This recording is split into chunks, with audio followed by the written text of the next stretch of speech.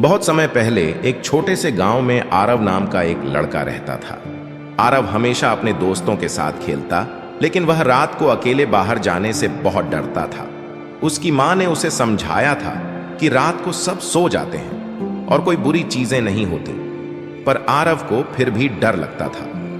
एक रात जब पूरा गांव सो रहा था, आरव को पानी की जरूरत महसूस हुई। उसने अपनी माँ को आवाज दी, लेकिन कोई जवाब नहीं आया।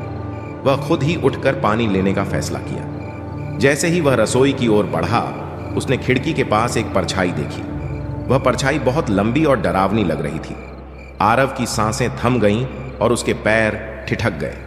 उसने हिम्मत जुटाई और धीरे धीरे खिड़की के पास गया। परछाई हिल रही थी, मानो उसे आरव की तरफ बढ़ना हो। आरव का दिल तेजी से धड़कने लगा और वह डर के मारे पीछे हटने लगा। उसने सोचा कि यह कोई भूत है। तभी परछाई ने कुछ बुदबुदाया और आरव को लगा कि अब उसका अंत आ गया है। लेकिन तभी अचानक हवा चलने लगी और परछाई गायब हो गई। आरव ने हिम्मत करके खिड़की के बाहर देखा तो उसने पाया कि यह सिर्फ एक पेड़ की टहनी थी जो चांद की रोशनी में उसकी परछाई बना रही थी। आरव हंस पड़ा। उसे एहसास हुआ कि उसका डर सिर्फ उसकी कल्पना का हिस्सा था।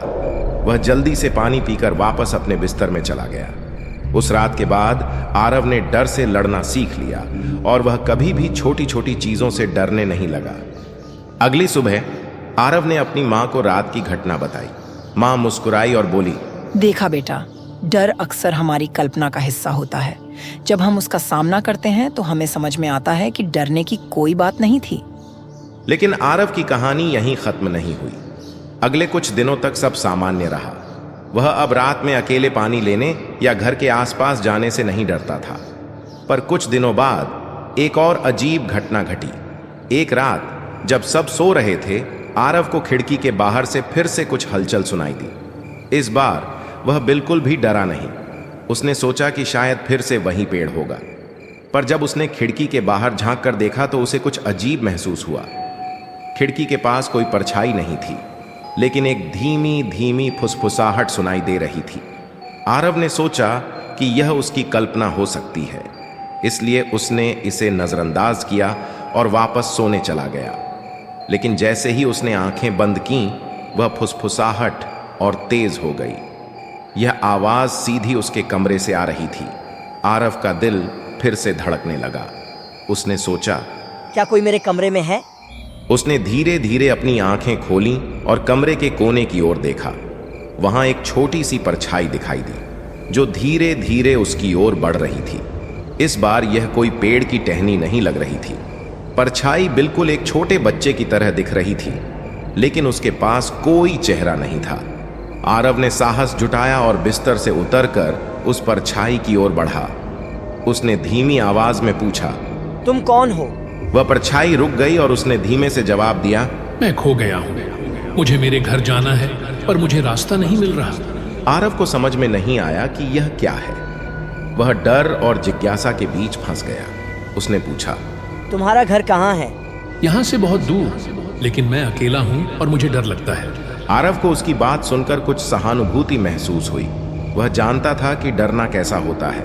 उसने परछाई से कहा, मैं तुम्हारी मदद कर सकता हूँ, पर पहले मुझे समझाओ कि तुम कौन हो। मैं एक भूली हुई आत्मा हूँ। बहुत समय पहले मैं इसी गांव में रहता था, लेकिन एक दिन मैं रास्ता भटक गया और कभी वापस नहीं जा सका।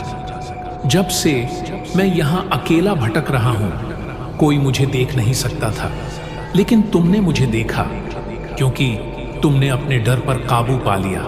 आरव थोड़ा चौंक गया, पर फिर उसने सोचा कि यह आत्मा कोई बुरी नहीं है, वह सिर्फ मदद चाहती है। उसने परछाई से कहा, मैं तुम्हारी मदद करूंगा। तुम मुझे बताओ, तुम्हें कहाँ जाना है? परछाई धीरे से मुस्कुराई और आरव को एक दिशा दिखाई। आरव ने खिड़की खोली और परछाई बाहर चली गई। आसमान में धीरे धीरे गायब हो गई। जाते जाते परछाई ने आरव से कहा, धन्यवाद, अब मैं शांति से जा सकती हूँ। उस रात के बाद आरव को कभी भी डर नहीं लगा। उसने समझ लिया कि कभी कभी डर हमें कुछ नया सिखाने और हमें साहसी बनाने आता है। सच्ची हिम्मत तब होती है जब हम अपने डर का सामना करते हैं, और कभी कभी हमारे डर हमें नई और अद्भुत चीजों से मिलवाते हैं।